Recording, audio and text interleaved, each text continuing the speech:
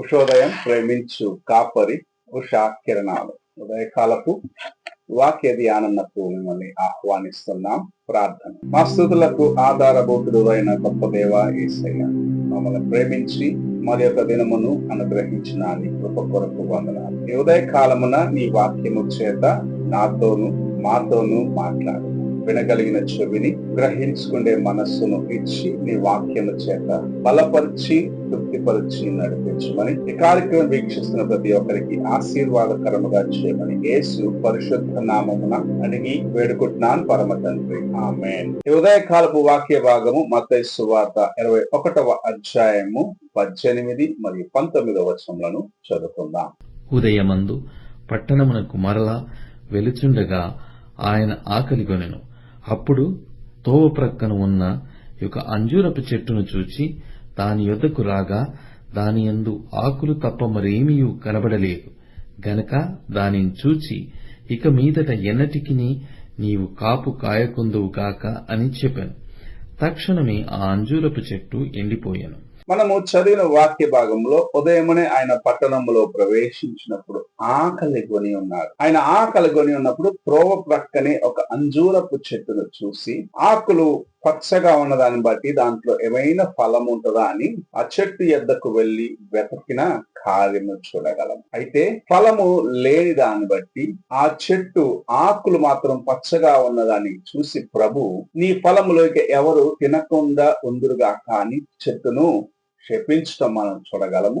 ఆ చెట్టు వెంటనే వేరుతో సహా ఎండిపోయిన కార్యమును కింద వాక్య భాగం మనం చదివినట్లయితే చూడగలం. ఈ చెట్టు మన జీవితాలని పోల్చుతూ ఉంది. పచ్చగా బయటకు కనపరుస్తున్నాము, ఇతరులను ఆకర్షిస్తున్నాము, కానీ ఫలములు లేని జీవితాన్ని చూపిస్తూ ఉంది. ఒక విశ్వాసిగా, ఒక క్రైస్తవుడుగా దేవుని యొక్క కార్యములను నీ జీవితంలో అనుభవించిన నీవు, ప్రభు నీ వద్దకు వచ్చి ఫలములను వెతికినప్పుడు ఫలము లేకుండా ఉండటము చూస్తే ఎంతగా ఆయన వేదన చెందుతాడు అన్న కార్యం ఇక్కడ ప్రభు చాలా తేటగా మనకు బయలుపరుస్తూ ఉన్నాడు. ఎన్ని దినములుగా నీవు దేవుని సన్నిధిలో ఉన్నావు? ఎన్ని దినములుగా దేవుని యొక్క వాక్యమును భుజిస్తూ ఉన్నావు? ఎన్ని దినములుగా దేవుని యొక్క వాక్యమును ఎరిగి అలాగే ఉండిపోతున్నావని పరీక్షించుకోమంటున్నాడు.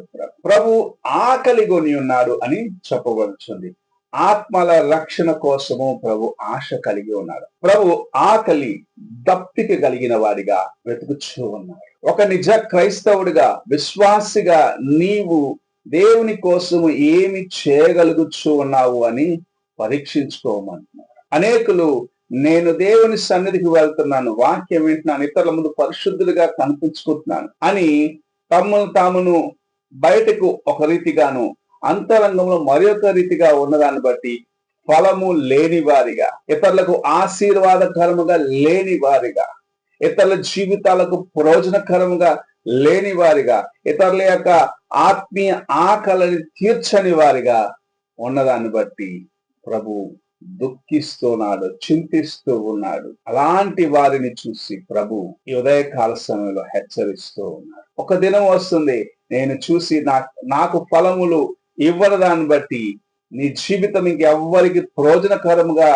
లేకుండా చేస్తానని ప్రభు హెచ్చరిస్తూ ఉన్నాడు. అంతకు ముందే నీవు దేవుని సన్నిధిలో సరి చేసుకొని ఫలములను ఇచ్చే వ్యక్తిగా నీ జీవితమును మార్చుకోవాలని ప్రభు ఆశిస్తూ ఉన్నాడు. ఆయన మాట మాత్రమే సెలవిచ్చినాడు. వేరుతో సహా ఆ చెట్టు ఎండిపోయినది, వాడిపోయినది, అందులో జీవం లేదు. ప్రభు నీ వైపు చూసి, ఇంకా ఈ స్నేహితునికి, ఈ సహోదరునికి నేను ఇచ్చిన ఈ సమయమును ఉపయోగించుకోలేదని విడిచిపెట్టినట్లయితే నీ జీవితము ఎందుకు పనికి రాకుండా, ఎవ్వరికి ప్రయోజనకరముగా లేకుండా ఒకవేళ మారిపోవచ్చు. అంతకు ముందే నిన్ను నీవు మార్చుకోవాలని ప్రభు ఆశిస్తున్నాడు. నీ జీవితము మార్చబడాలని ప్రభు ఆశిస్తున్నాడు. నీవు ఇతరులకు ఫలమిచ్చే జీవితమును కలిగి ఉండాలని ప్రభు ఆశిస్తున్నాడు. ఫలము లేకుండా ఆయన యొక్క ఉగ్రతకు గురి అవ్వక ముందే నిన్ను నీవు సరి చేసుకోమని ఈ ఉదయ కాలంలో ప్రభు నీతోను నాతోను మాట్లాడుచున్నాడు. నీవు ఫలమిచ్చే చెట్టుగా ఉన్నట్లయితే అనేకులు నీకు సమీపముగా ఉంటారు.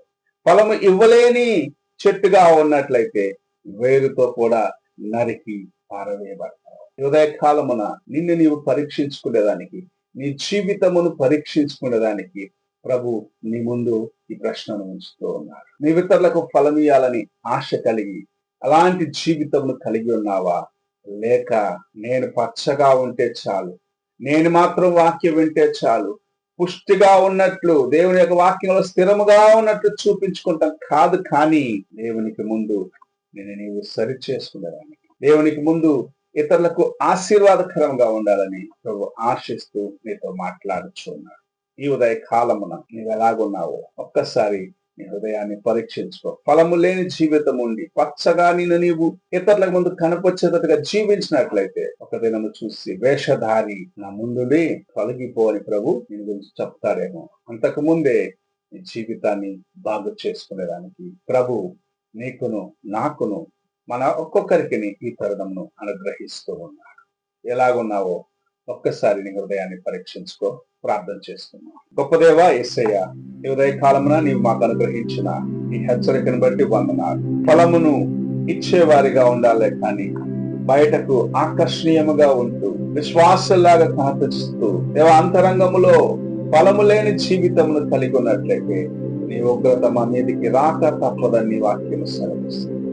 అటువంటి స్థితికి మేము వెళ్ళక ముందే మనల్ని పరీక్షించుకొని నీకు ఉపయోగకరమైన జీవితం జీవించడానికి మాకును సహాయము చేయమని యేసు పరిశుద్ధ నామమున అడిగి వేడుకుంటున్నాను పరమ తండ్రి, ఆమేన్. తండ్రి అయిన దేవుని ప్రేమ, కుమారుడైన క్రీస్తు కృప, ఆదరణకర్తైన పరిశుద్ధాత్మ యొక్క సహవాసం ఇప్పుడు ఎల్లప్పుడూ తోడై ఉండి సదాకాలము నడిపించునుగాక. ఆమేన్.